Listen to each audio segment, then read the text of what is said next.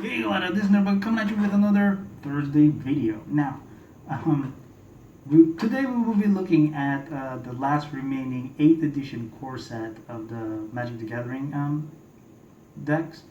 But I figured this time we would change the name of the playlist before I had an Old Man Nostalgia, because back when I started it, it was supposed to be a series of the old man going back on the past and bringing older stuff for us to look at.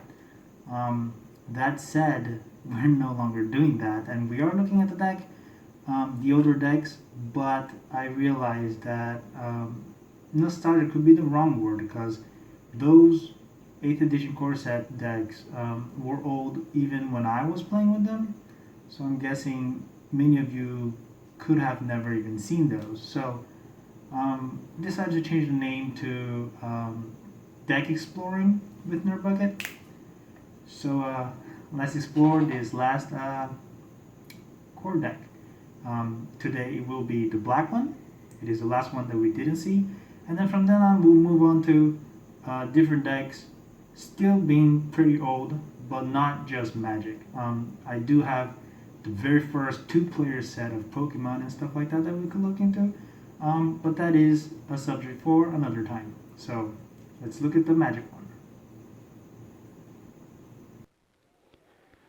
Okay, so like I said before, this is what we're looking at. Expulsion deck. It is a mono black 8th edition core set. Actually, it doesn't say. It's here 8th edition. We did look at all the other ones before, so we will look through this one as well. This is the little pamphlet. As you can see, I still have it in quite good condition, despite playing this a lot with my friends. Here has an explanation of the different deck and how it could be played. Here is a list of the cards that we have in it. So we have two rares, Larceny and Disrupting Scepter. So we'll have to look at those. And right off the bat, as you can see, these used to have white borders, and that doesn't really mean anything. It's just back then they used to have white borders. Yeah. So we'll just go through these like we did the other ones. It's just an exploration video of what kind of cards they used to have back then and how they look.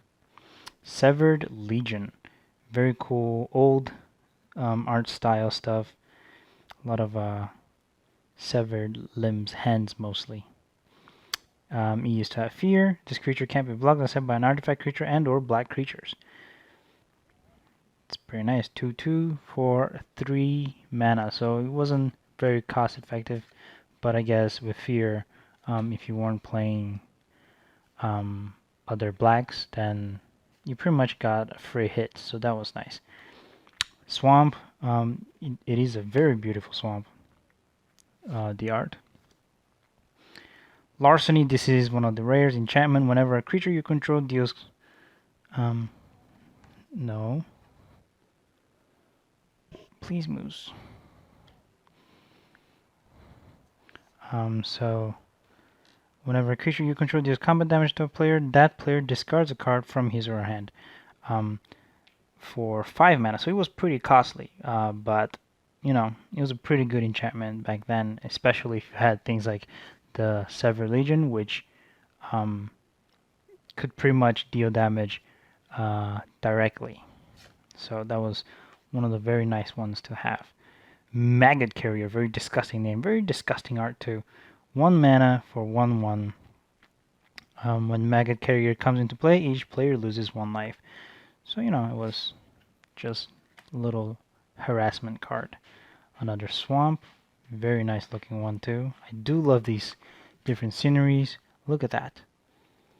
They're also very unique. We already saw this one. Yeah. The moon, very nice, very nice. I do like looking through these quite a bit. Another Maggot Carrier. Oh, this was a different swamp. Very nice. Abyssal Spectre was one of the uncommons. For 4 mana, you could have a 2/3 that had flying, which also could go well with larceny because not everything could defend against flying.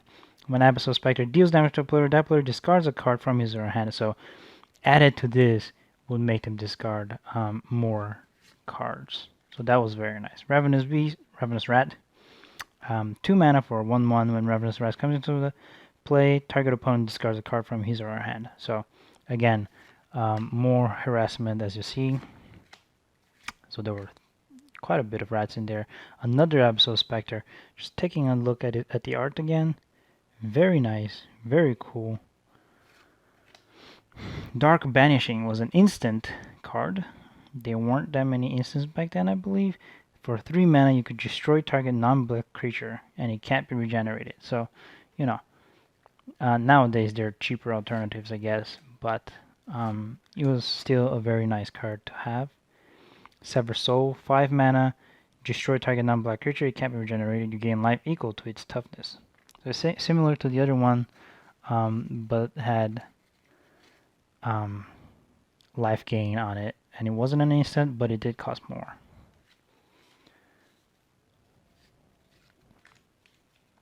Deathgazer, 4 mana, 2/2. When Deathgazer blocks or becomes blocked by a non-black creature, destroy that creature at the end of combat. So I guess back then they didn't have the thing called Death Touch, so they had to spell it all out like that. Dusk Imp for 3 mana, 2/1 flying, just that. But it could also be used together with Larceny for more results. Another Deathgazer, Dark Vanishing, Maggot Carrier, Coercion for 3 mana. Target opponent reveals his or her hand, choose a card from it, that player discards that card. So another discard card, but you could choose which card they would discard. So that was, you know, infuriating if you were on the receiving end of this, I guess. Megrim, 3 mana is an enchantment. Whenever an opponent discards a card from his or her hand, Megrim deals 2 damage to that player. So this would add very well with Larceny and the rats. They would just keep losing mana. So yeah, Disrupting Scepter is the second rare of this deck. Like I said in the previous videos, all of these core decks had 2 rares, 1 rare card and 1 artifact that happened to be rare. 3 mana.